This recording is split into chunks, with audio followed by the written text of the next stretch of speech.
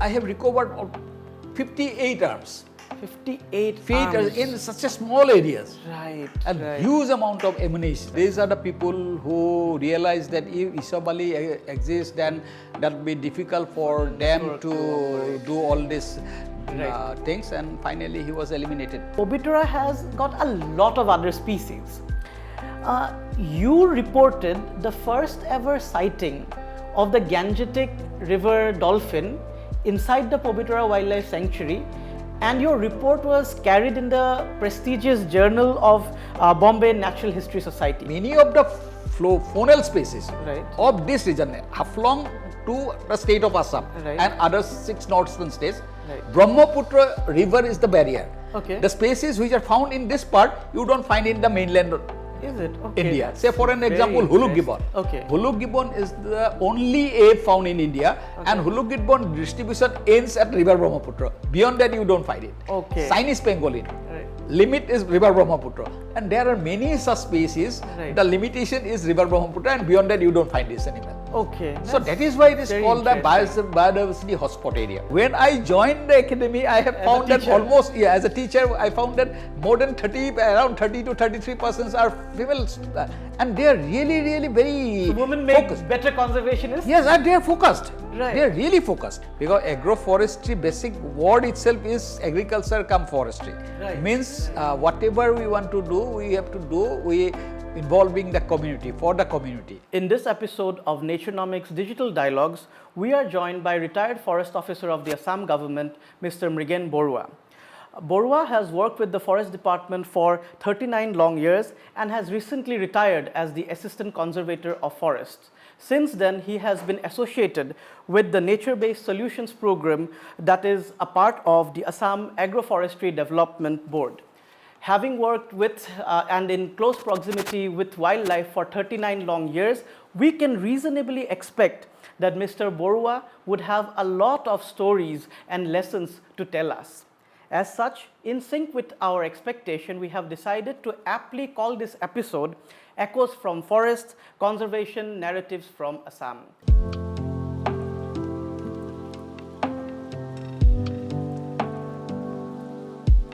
Mr. Borbora, thank you so much for agreeing to do this and taking out time to have a conversation with us. Thank you very much for calling us in this program. My first question to you is this. You joined the Forest Department in the 1980s. Many of your friends might have become part of the police department. Some of them might have joined the judiciary, while others might have even started their own business ventures. What motivated you to become part of the Forest Department? So, as usual, actually, when after completion of your studies, everybody is looking for jobs. But when I got this advertisement in the newspaper, during that time, there are only few newspapers like Assam Tribune, Doinik Ahom and Ahom Bani. They're not as such in present situation. So I got this advertisement, and I find that this is particular job might suit me, because right from my schooling, because I am born and brought up in Shillong, did my schooling at Shillong, so right from that stage I am slightly inclined towards nature and all, because through my education and all. So I think that this will be my right cup of tea, and accordingly I have applied for the job, and thankfully I got the job. And then after, normally in forest service, the system is that after getting the selection from Public Service Commission, we have to go for a 2 years of rigorous forestry and wildlife training. So accordingly, I am selected, and I went to Kurseong for a 2 years training on wildlife as well as forestry subjects. And after obtaining the highest standard certificate from the college, I joined the Forest Department of Assam. Was there any childhood experience that you had while growing up in Shillong that motivated you to dedicate your life for a career in the Forest Department? Yes, of course. I have a very interesting things I like to deliver here, but rather I like to give the information to the people that during our time, especially when I in school in class 4, we have one teacher. He is Mr. Mrigen. He is a Khasi person, and is very strict drawing teacher. And in Shillong, in our school days, right from primary to pre-primary to ME level, two subjects, one is drawing and one is drill. These two subjects are compulsory subjects. Okay. So every day we used to go to school. First in the morning hours we do drill, and then after that the other classes, and in between we have to go for a 1 year drawing class. Right. Sorry, 1 hour, sorry. So at that time we thought that this person is an eccentric person. Right. But later on we realized that he was one of the greatest artists actually. Right. So every day he used to give us some very interesting things to draw. Right. At the first stage, he used to come to our classroom and say, draw the picture of a birds. Right. So at that time we know nothing. So Right. we draw birds, and then when we submit the drawing sheet, he says, okay, fine, tell me what is this bird? Okay. So it's he'd ask you the name of the bird. exactly Right. So it's a commonly what we did. Okay, if the size is slightly bigger, we Right. call it crow. If it is medium, then we call it myna, or if we draw very small, and we call it sparrow. Right. So that way, after 2-3 days, he said that okay, fine. Now, in Shillong, actually, during our school days, there was no any school bus. We have to walk to our school. Right. Okay. And in Shillong, because it's a hilly area, we always make shortcuts through the forest tracks. Right. So, and being a teacher, he also knows that this is the system of coming to school. Right. So he said, now onwards, you have to, while coming to school, you have to see the look at upwards, see birds, and then you have to draw. Right. So basically, whatever the birds or plants Exactly. and trees that you'd see on your way to school, your teacher would make you draw in class. Right. So automatically, while coming to school, instead of looking at shops for biscuits and chocolates, we used to look upwards. Okay. Because anyway, I have to go to school and draw some birds. Right. Right. So right. that way actually, and his views, or rather his is that nowadays in school people call it traveling is a part of education. Right. But he says that drawing is also a part of education. And he made you draw birds and flowers and trees. Every time, sometime he asks us to draw some pine tree, because pine leaves are needle shaped. Right.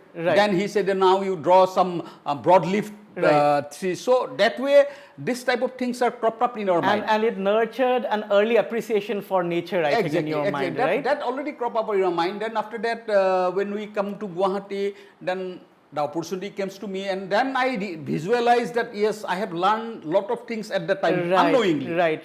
Mr. Baruah, you said that after getting inducted in the Forest Department, you had to undergo training in one of the government-run institutions. Yeah. Where did you go for your training? Firstly, I went to Karsiang, that is Forest Rangers College at Karsiang. Right. It's a very premier institute. The building was constructed, actually originally that building was used for missionary training. Okay. As a very old, 150 years old building. Right. So later on it was converted to Forest Rangers College. Right. So I am there for 2 years, and during 2 years we have got an opportunity to study different forestry subjects like silviculture. Silviculture is nothing but a tree science. There are mensurations, how to measure a tree in the forest, Right. what is the methodology, how to calculate a complete crop, standing crop. Right. Because standing crop, you cannot fell the trees and measure the length. So how to measure that standing tree? Right. What is the total volume? All these things were taught.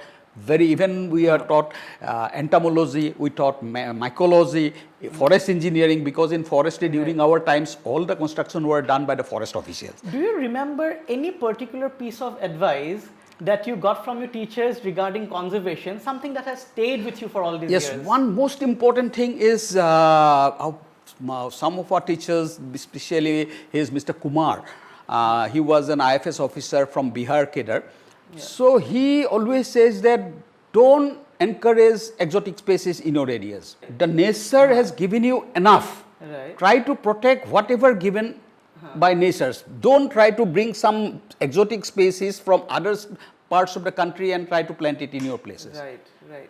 So that may cause lot of negative impact in the long run. You cannot visualize the negative impact because nature's takes long time to show the negative consequences. So he always says that, and apart from that, earlier the forestry management was little bit of managerial style. So he was the person who are teaching us to think in a modern way. Right. The modern conservation method, he always towards modern conservation methodology. These are the two very important things. Though if you analyze, it's a very big things, but if you develop a foundation through that, I think it's really it's really a major impact on my service career. Right. Did he tell you anything about how to record species, like maintaining a diary or something? Yes, exactly, like that? exactly. See, actually during that time when we goes for tour, actually, there is a system we have to write down the tour diary. Okay.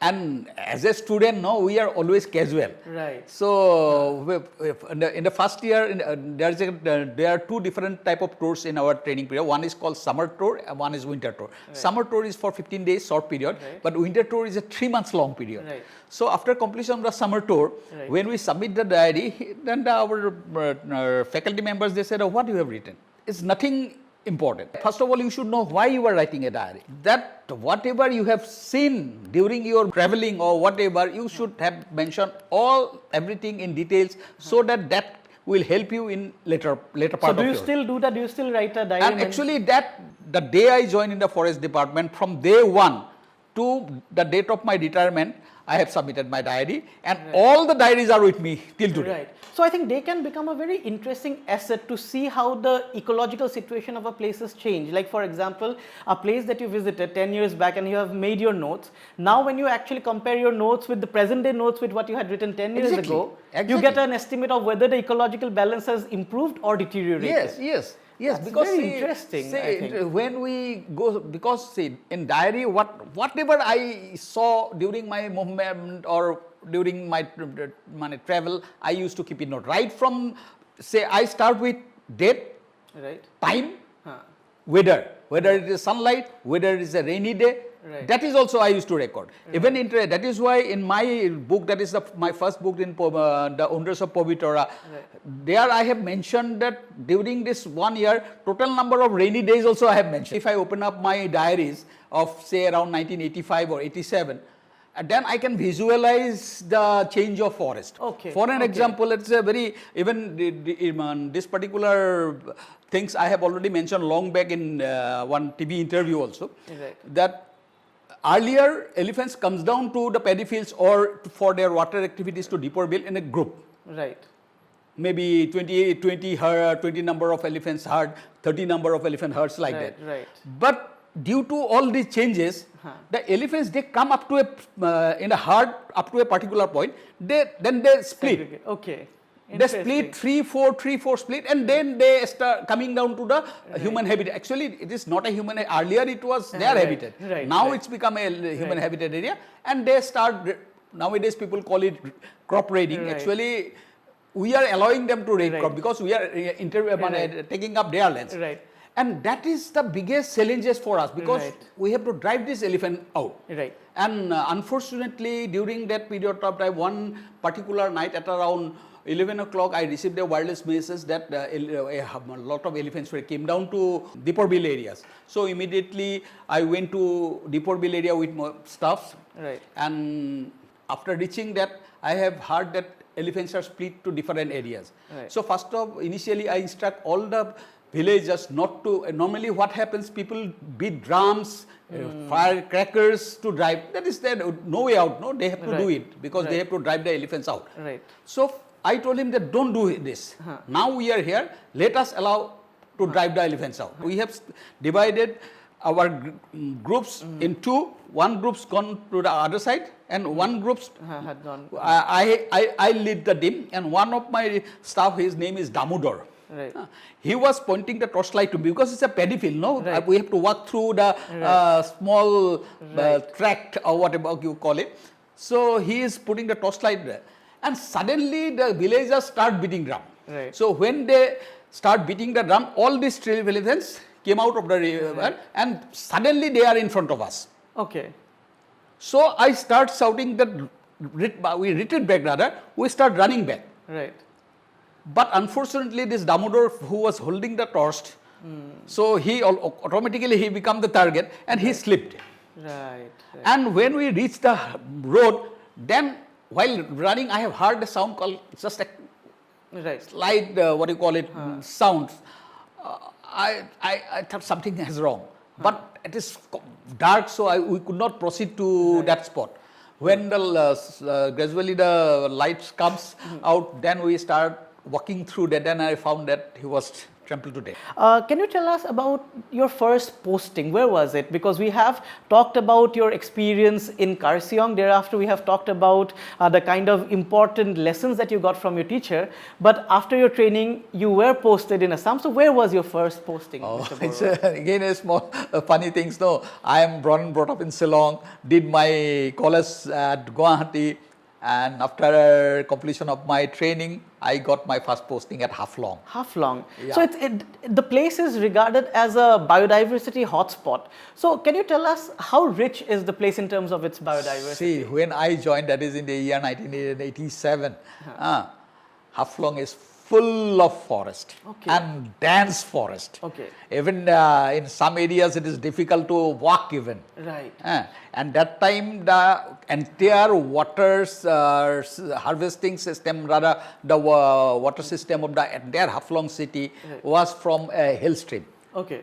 It was the natural water coming out from the hills. It was stored, purified, and then supplied to the villages or even in towns. Right. So, in any forest areas, if the water is coming down naturally for 365 days, means these forests are really, really rich forest. Okay. And interestingly, Haflong, as I used to call it, as the part of Southeast Asia, because the forest of Thailand or Myanmar are as same as the forest of Haflong. Okay, that's a very And even if you look at the species also, okay.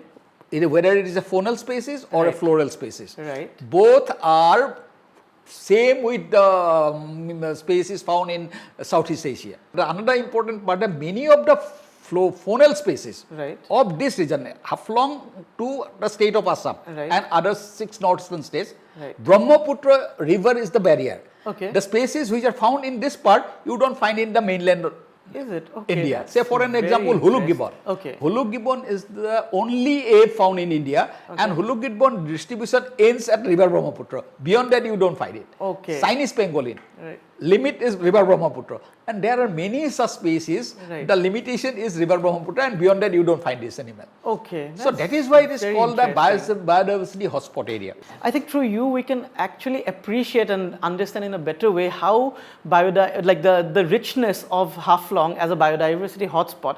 But because you were in Haflong in the mid 1980s, I'd also like to ask you something else.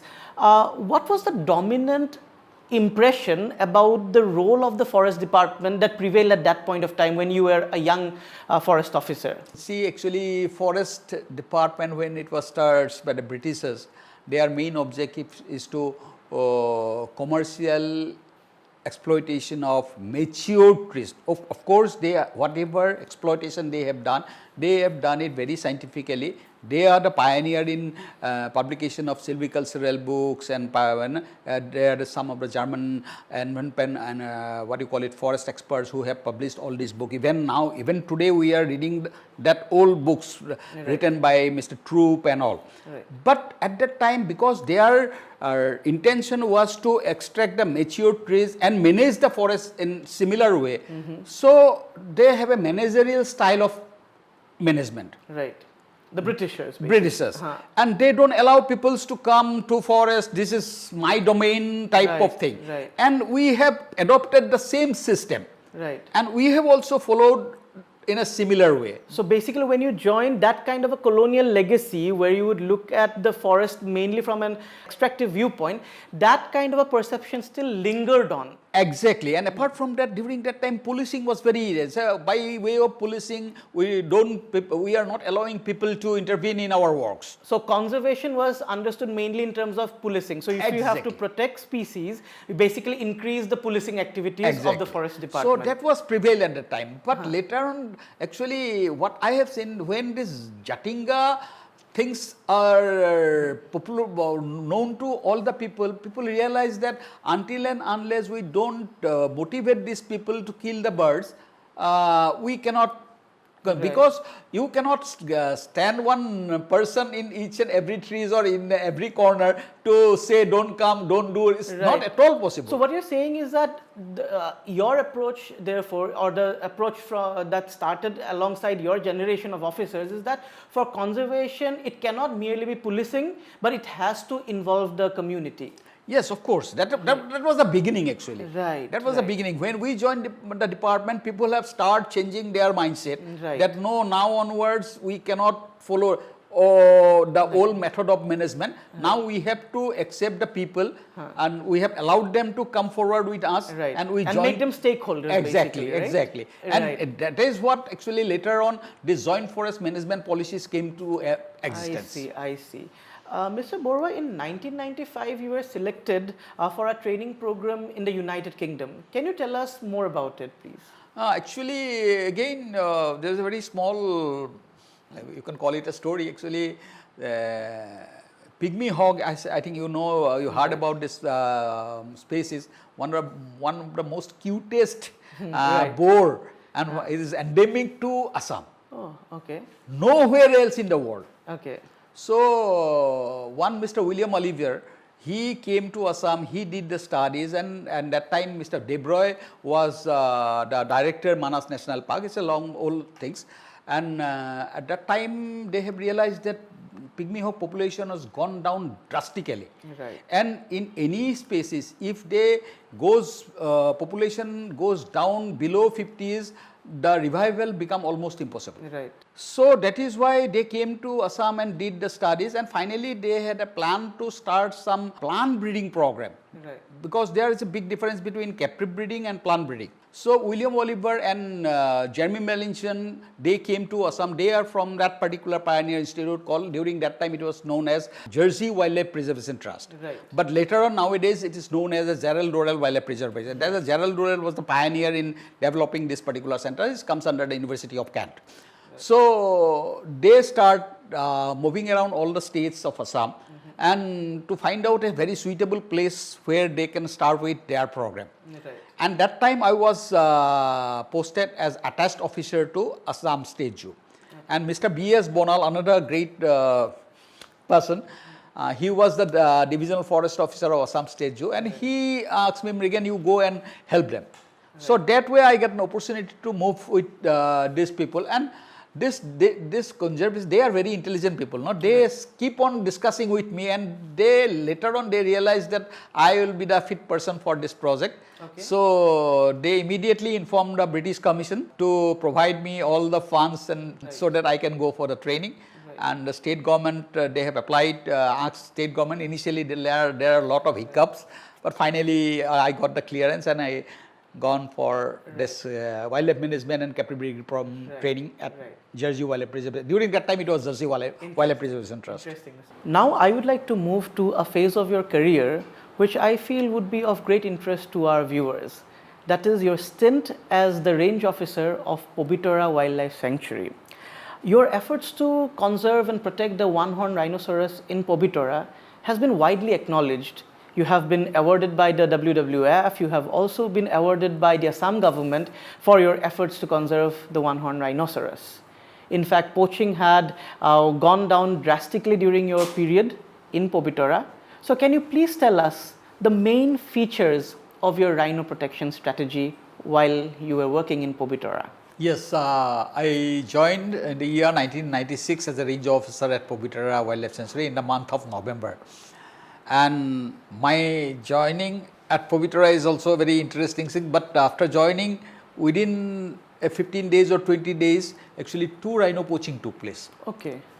So that made me completely, I broke down. I thought that I had packed up all my luggages and I thought that definitely either I will be kicked out from this place or maybe government will take action against me by suspending me from the service or something like that. I was totally upset. Right. And I could not take any action. So whatever people comes to me, you do this, I follow their instruction and I am completely in a mess. And suddenly after the second poaching, maybe after 2-3 days, during that time Mr. Sunadar Dole, he was the chief wildlife warden. Without informing me, he came to Pobitora Wildlife Sanctuary. Right. And as soon as he reached the forest IB there in our Pobitora IB, the IB Chokidar came to my quarter and said, "Sir, CCF sir is coming." So I went to meet him, and he was a really very polite person and very, what do you call it, he's a real conservationist, actually, down to earth person. Right. And he immediately, first of all, I'm standing in front of him, so he said, "Please sit down." Okay, fine, tell me what happened. So I have described everything in a systematic way. The next question, what action you have taken? So I start telling all the things, no, and all my actions were very vague actions, actually, honestly speaking. Okay. So he said, "Okay, fine, do one thing. You go and meet one of your seniors, Mr. Bhupen Talukdar. He is presently working at my office. Go meet him, talk with him, because earlier he was the range officer Pobitora Wildlife Sanctuary. Take some advice from him and then start work afresh." So that actually gives me a big boost actually in my career as a range officer in Pobitora Wildlife Sanctuary. The very next day I came to Guwahati. I met Mr. Talukdar. And Talukdar sir has given me, he's just like my brother, elder brother. So he started giving me a lot of advices. And one thing he told me is, please go through the old files. So after that, I straightway came back to Pobitora. Right. And whole night, literally whole night, I took up all the old files and started reading it. Okay. And from there, I found that Old files regarding poaching. Poaching, related to poaching. And if you don't find any evidence, it is very difficult to prove him as he is a poacher. Right. But still, I have collected, and I started preparing a dossier of all these people. So based on your reading of the files, you prepared a dossier. Exactly. Okay. Then after that, so how to find these people? Can I contact all these people? Right. So then I realized that until unless I don't take people in confidence, I cannot reach these people. So people as in like people from the communities. Really, and Pobitora is as such, no? The entire sanctuary is covered by human population. And they're in a very close proximity. And there are different communities. In one part you will find Muslim communities, one far side the Hindu Assamese people, in one side there are Hindu Nepali communities. Right. So it's a really very mixture of communities living around the sanctuaries. Right. So I start meeting the Gaumburas. Normally in Muslim communities, there the people, they call it Matabbar. He is head of a particular clans or something like that. So I used to meet those people. I invite them to my office. They provide them a cup of tea or a biscuit. So basically developing community relationships. Right. Earlier, then they start saying, earlier nobody has invited us to forest office. Right. This is the first time we came to. And one day, generally people tend to be very apprehensive of going to the authorities. Even interestingly, all those, especially there is a village called Nekarahabi, Nekera, Kushioni, all these villages, the community are so aggressive, even forest officer doesn't have any guts to go to their village. Because there is no relation that was developed. Yeah, they, at any moment they may attack you. I realized that no, this is not the way of conservation. But I personally realized that no, I have to take confidence of these people, and if at least the head of the villages or the prominent persons of each and every village, if they start working with me, I can overcome all the problems. Right. So if I can just summarize, your strategy had two components. One, you prepared a dossier. Basically what you did was that you tried to prepare a list of the people who might be involved in such poaching incidents, and thereby you increase surveillance on them. Exactly. On the other hand, and which I am finding it to be a very interesting approach, you made the community a stakeholder of the conservation process. Yes. So you brought them along in that entire process. Yeah. One thing that in other forestry sectors, you can involve the communities in various activities. Right. But in wildlife, in conservation, you cannot involve them in other activities. Say for you are developing a road inside a forest, you cannot engage those people for construction of that, because so I have to play a very safe role so that people's confidence towards me increase. Right. So then after that I used to start going to their villages. Right. Once I start going to their houses, the people who are monitoring, who are supposed to be a poacher or whatever, they start Becoming more apprehensive. Yeah, and, because I think he is developing a relation. At any moment, he can arrest us or something like that. Right. That is the first part. I did not speak anything about poaching, anything about in the first phase. Once I have developed this rapport or relationships, then I have said that where is this person, whether still he is in a village or not. That way I have, then they said, no, sir, this person was earlier a big, very dreaded poacher, but nowadays he is not available in our village. Well, where is his house? Can I go to his house? So I went to their houses. I made his... And the community members cooperated because probably they also started understanding the value of the kind of effort. Exactly. Right? Because see, once you develop the relationships, so automatically confidence level increases. Right. So their confidence towards me increases. So okay, fine, this man can do something for us. Right. And at that time, I start involving some of the NGOs. And they start giving some financial assistance to those people for, or say, development of one shop or a cycle repairing shop or something. Free. I provided free boats to them. Okay. So I started all this. What in our forestry, in our government language, we call it entry point activities. Okay, so if I can just summarize, your conservation strategy also involved not only engaging with the community, but you expanded the stakeholders who had an interest in helping to curb the menace of poaching. Basically, you involved the community. You also involved voluntary organizations into that entire scene. And plus, you also doubled up your own surveillance efforts. So it's like a three-pronged strategy, if I can summarize it. Exactly. Actually, see, if you can develop a human cell along your protected areas, nobody can enter. I see. It's very interesting now. So if these people don't allow these poachers to stay in their villages, they cannot do poaching. Yeah. Earlier, normally poachers come from other parts of the state, maybe from Nagaland or from other parts. They come and stay in the village. And they start reconnaissance the areas, and then finally after 7 or 10 days or 15 days, they kill the rhino or poach the rhino, and then they goes out of it. But when the community comes to your side, they understand the importance of conservation. That is why I am using the word human cell. Right. So my strategy is, no, I have to develop this. Right. And apart from that, by way, I have started collecting all the information. Right. The emphasis that you have placed on developing human contact, in this context, therefore, I would like you to tell our viewers about one special individual. His name was Isab Ali. Can you please tell our viewers about the story of Isab Ali here? This is a very sentimental thing. Right. Actually, honestly speaking, he was already expired. He was actually murdered. He would have been the second Jadhav Payeng in our state. Second Jadhav Payeng. Yes. So can you tell us a bit about very unfortunate. Very unfortunate. Right. Actually, he was a dreaded rhino poacher. If he says that I will kill a rhino within 7 days, he can do that. That was his charismatic. I should not use the word charismatic, but he had that capacity. Right. Okay. And a very lean and thin person. If you look at him, you can't even visualize how can this man be a poacher?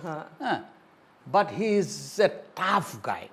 So through this community development, I start connecting his family members, his first wife, and then finally he gained his confidence. And one day I call him to my quarter, and I told him to sit. Normally people in the village areas, whenever they comes to officers, they are actually that is very unfair, but as a system. They don't tend to sit in front of the officer. Yeah, exactly. Right? Yeah. That is all managerial styles. Right. But I told him to sit in the chair. So he almost sit with me at the same sofa. And suddenly he hold my legs and start crying. And so I just lift him up, okay, fine, sit down. And I offer him a glass of water.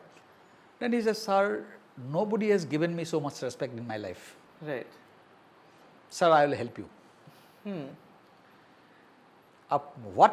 You just tell me what you want. Right. So that was the beginning for my effort towards involving the Former this poachers also into poachers the, to conservation, right. and he was the main man actually. And from him also I have got all the information. What is their modus operandi of poaching? Interesting. Earlier, see, we don't know how they come, where they hides after poaching, how they goes out. Right. All these things were, though there are a lot of stories, but when You got a first-hand account from when Isab you Ali. encountered a person and when he speaks from his own mouth that this is the system of poaching, you can learn many things to prevent such type of poaching. Right. And day onwards, I have given him the equal respect so that he can gain confidence and he can pass the message among other people, and Right. people also start coming towards me. Right. So he did the same thing what I want, and all the poachers, they start surrender in front of me. Right. And I have recovered 58 arms. 58 Feet arms. in such a small areas, Right. and right. huge amount of ammunitions. Right. That's And that really was the actually interesting. biggest turning point. And thereafter, this Isab Ali, whenever, even at night, 1 o'clock or 2 o'clock, if I want to go to some areas for a raid operation or whatever, he always stands in front of me. And he says that if someone wants to kill you, I will stand in front of you.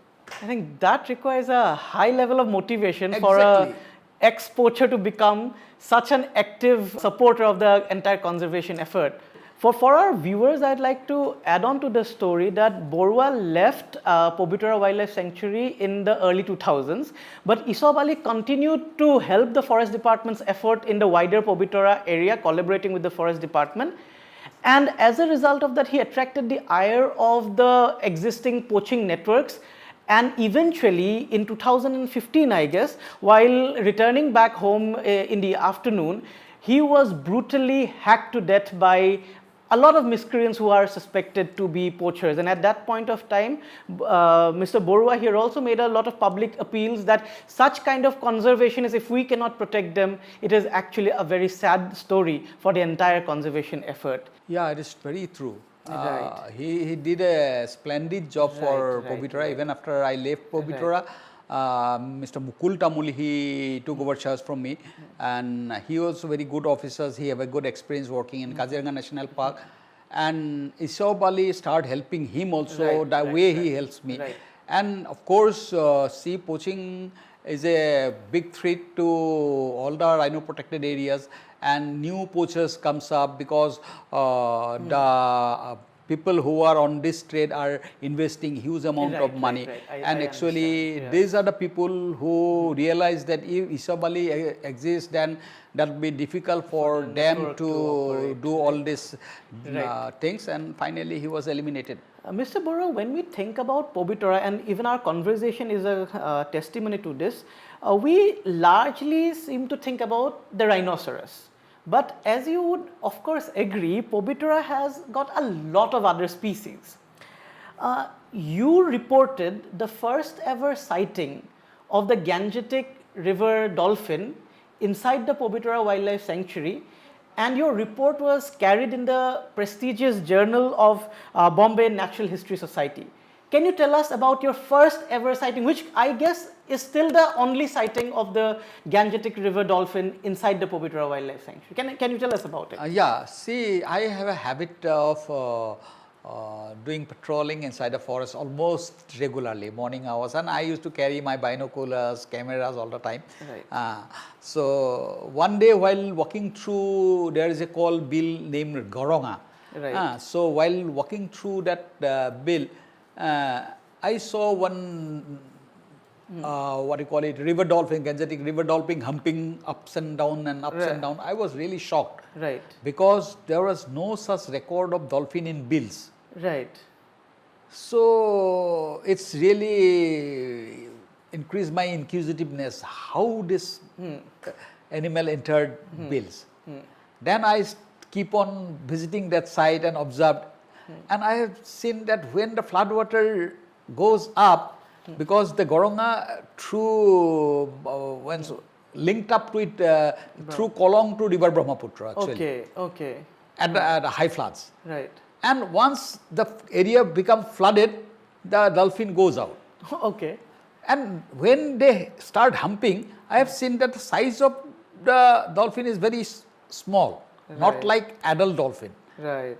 So that actually feels that okay, fine, means during breeding season they give birth at bills because this is a safe zone. Right. And once they grow up, they naturally goes back to the main river. Right. Right. This is the only record of river dolphin, Gangetic river dolphin in bills in Assam. Yeah, that is how the journal also reported Yeah. that your sighting was the first ever sighting, and probably that remains the only sighting as of yet, if my information is correct. Now, of course, you had a lovely tenure, a very eventful tenure in Pobitora, but thereafter again your career took you to a lot of other places, and eventually you also ended up as a deputy under deputation at the Central Academy for State Forest Service in Meghalaya. So you became a lecturer basically. So how was this transition from the field to the classroom? How would you describe Actually, in 2006, I got promotion. And thereafter, one day, my PCCF and one of our very senior officer, Mr. P.S. Das, Parthasarthi Das, he was also expired a few years back. He called me to his office and said that there are few posts at Central Academy for State Forest Service. It's a central deputation. Are you interested to join there? So then I said, sir, I am working in the field of wildlife. Then he said, no, we have gone through the biodatas of all the forest officers, and we found that under me and under you three are fit for this particular post. Right. So I said that if you think that I am fit for the post, I'll definitely I'll work there. So you enjoyed teaching? Yeah, of course. Initially, I was a little bit scared because teaching is a very tough job, honestly speaking. So the day I joined there, the principal called me, and I don't know whether it was a pre-planned or not, I don't know, but the principal called me and they said, you have to teach wildlife conservation and biodiversity management and silviculture of Indian trees. Okay. These are the two main subjects which I really love actually. Okay. So these are your favorite subjects? But these are my favorite subjects. So I immediately accepted the proposal. Right. Today at least I can say one thing, that my students are doing excellent job in different parts of the country. Okay. For an example, one of my students, he is now almost, I can call him an authority in Borbora National Park, one at Kanha National Park, few are working at Himachal Pradesh, almost all over the country. Right. If you have to compare to the batch where you belonged to in Karsiong many years ago, compared to the batches of students that you found in Meghalaya, after 30 years, what is the one positive change that you see in terms of the kind of people who are coming into the forest department? Yeah, first of all, there are two very things I like to say. First of all, when we joined the forest department, there was, other than some IFS officers, there was no any female officers in the department. In your entire batch in Karsiong, there was not even? No, only one lady, they joined at Nagaland as a range officer. She was the only lady. Yes. And other than that, there was no lady officers in the department, nowhere in India. Forget about the state of Assam, nowhere in India. Right. And when I joined the academy, I have found that almost, as a teacher, I found that more than around 30 to 33% are females. And they are really very So women focused. make better conservationists? Yes, and they are focused. Right. They are really focused. Right. Even in Kaziranga National Park, the present director Sonali Ghosh has named them as a Birangana. As we move towards the end of this very interesting conversation, can you tell us about the present work that you're associated with? Yeah, after retirement, actually, I am fortunate enough to get a job at as a NBS expert, nature-based solution expert, as well as agroforestry expert in Agroforestry Development Board. Right. And Agroforestry Development Board is the first board in India who are going to implement agroforestry through communities. Because agroforestry basic word itself is agriculture cum forestry. Right. Means whatever we want to do, we have to do. involving the community, for the community. Okay. So we don't do anything in the forest. Forest areas, forest department is good enough to look after the forest. Right. But the situation, as we all know, the climatic conditions of the country, every year temperature goes up, Right. forest area is declining due to various development projects or many things, and which are even unavoidable. We cannot say that we don't want development. Right. So we need to overcome all this problem. Agroforestry is one of the very useful tools. Right. If we can encourage the local communities to plant at least 5 or 10 trees in their houses, they will get various benefits. First of all, the temperature of that locality is go down to maybe 1%. Recently we have carried out a study, and along with the silviculturist Debakar Dev, myself, the DCF Priti Bura Gohai, and one research officer that is Himamoni Hendik, we all four together along with our staff, we carried out a study that is called Ecosystem Service of Garbhanga Reserve Forest. Right. During that studies, we have observed that when the temperature of Guwahati city is 36 degree, Garbhanga is 34 degree. Gosh, okay. See distance, you see the distance. It's just So it's interesting. So that is what we now through agroforestry want to encourage people to plant trees, and apart from that, apart from various other things, they can get fruits, they can get firewood, and apart from that, now I think everybody knows regarding the carbon credit. Right. So if they keep the trees in their house, we will assess the tree, the amount of carbon sequestered, and they will get benefit in terms of money. If a tree is consume 1 ton of carbon dioxide, he will get $7 per ton. Because we're talking about modern conservation efforts, in such efforts, habitat restoration remains an integral component. And one of the techniques that is often being talked about for habitat restoration is nursery development. Can you tell us a bit more about the importance of nursery development? To create a nursery, your skill level should be bit you need proper studies, because in agricultural crop you know that the seeds will come up at the month of, say, in April. You have to spread the seeds at in a particular month, and then when the plants comes up, you have to plant it in the paddy fields. But in case of forestry, it's so diverse. Say in a small patch of forest, you will find that some of the trees flowering takes place in the month of March, and some trees flowering took place in the month of April. Right. Similarly, seeds also comes up in different areas. Right. So you have to plan your nursery in very scientific way. Right. And apart from that, there is a word called viability, the seed viability. For an example, sal, Soria robusta, seed viability is, though officially it is called 7 days, it is less than maybe around 5 to 6 days. Okay. If you don't plant these seeds within this 5 days period, right, the seed is gone.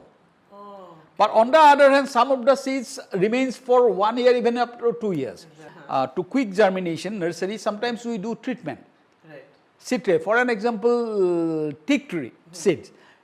Teak seeds have a very hard coat. Okay. So if you put the teak seeds on the ground, for germination, natural germination, it may take 3 months or 4 months. Right. But if you do a little bit of treatment, you will get the germination within 20 days. So if I can extend the concept of the nursery development, don't you think it has got some relation to the kind of baris that we would have in Assam? Yeah, this is... Every Assamese household would have a bari at this one is a very recently some of the people from abroad, they came.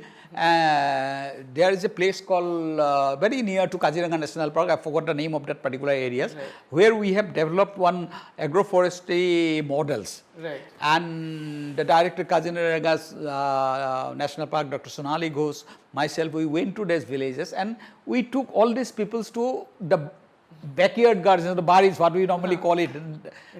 And they were shocked to see the baris, right, because this is the most unique concept exists in our state, in the state of Assam, nowhere else. Right. And when they gone inside the baris of that particular house, they shocked. There are fruit trees, the herbs, shrubs, and even small patch of maybe 0.25 bighas of small tea gardens. Right. So And when this lady asks the owner of the house, he says, I don't need to buy anything from market. Right. Other than rice and salt and mustard, rest everything is in my baris. Right. And you'd be also interested to know that Balipura Foundation is hosting almost 14.5 million saplings in numerous nurseries that it has developed across the length and breadth of the state. Yes. So, see, this is really very positive steps what I said, because see, to get a tree you need the planting materials. Nowadays we don't call it seedling, we call it QPM. The word QPM is nothing but a quality planting materials. Right. So if you collect the seeds from a quality tree, the what in our forestry sector we call it candidate plus tree. If you get a quality planting materials from your nurseries, and if you provide them to the communities, they will benefit it. Right. And once people benefited means they are coming towards or they are supporting the conservation. Right. Another technique that again is commonly discussed is rewilding or reforesting. What do you have to say about it as a habitat restoration technique? See, this is again a very interesting question. Say, of course, what you call it, reintroduction or reforesting. This is on various occasions is required. Normally we call it ex situ conservation and in situ conservation. Right. One school of thoughts, they believe that ex situ conservation is not good. In situ conservation is, we should support in situ conservation. Means the in situ is nothing but an in situation in that place only. But of course, this two school of thoughts are not only in the state of Assam, all over the world. Right. Even when I was at Jersey, one in situ conservationist, they came and burned down the part of Jersey conservation center and said, don't do this type of practices. Right. But see, when anything, in earlier also I have told you that anything goes beyond recovery, you need this type of activities. Why we are making nurseries? Right. We can allow the forest to come up of their own. That is, Bhupendra Talukdar always says that give protection. Forest comes up of their own. But the situation is that only 2 days back, there's a news came up in the Assam Tribune where they have said that after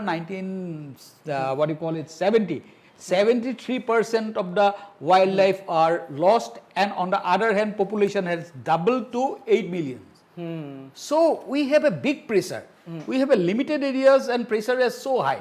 So we have to go for such type of activities when it is required. Unnecessarily ex situ conservation is, I even being a captive breeding trained person, I also don't. For an example, Assam State Zoo, keeping 200 sumber deers in captivity, I don't support. Mr. Baruah, you have had a long career in the Forest Department and you have also published widely. In fact, your book, Wonders of Pobitora, that you wrote with Bibhav Talukdar, is a real repository on the Pobitora Wildlife Sanctuary. With this vast experience, what would be your mantra that you would like to give to young conservationists? Yes, see, the situation has changed drastically. During our time, the conservation methodology was different. We are working in a very stressed conditions. Facilities was very limited. Even for patrolling, we get a very limited amount of patrols and all. So our modus operandi, we have developed rather modus operandi according to the available resources. Right. But nowadays system has been changed. A lot of new things are coming up, the mobile phones, the drones, then what do you call it, GPS, many new technologies coming up. The mobilities are very fast. But only one thing I like to tell all the young officers, be focused on your duties and try to learn from old stories. Whatever the predecessors has done, for an example, you can take my example. I have, when I got the opportunity to go through the old files, I collect a lot of information and that helps me in the conservation program. Similarly, if they start reading all the informations what their predecessors has done, then they can develop their own methodologies for combating also such type of problem and giving a positive approach towards the conservation. Right, Mr. Baruah. With this, we come to the end of this really interesting interesting conversation. Your insights were both exciting as well as very insightful. And for that, I am really indebted to you for coming and agreeing to be a part of this conversation. But before I let you go, Mr. Baruah, can you please tell me which is your favorite animal? Yeah, of course, this Indian rhinoceros unicornis, we call it rhinoceros unicornis. Thank you so much, Mr. Baruah. It has been a Thank you. pleasure talking Thank with you. Thank you, so Marius, for much. inviting me here. Yeah.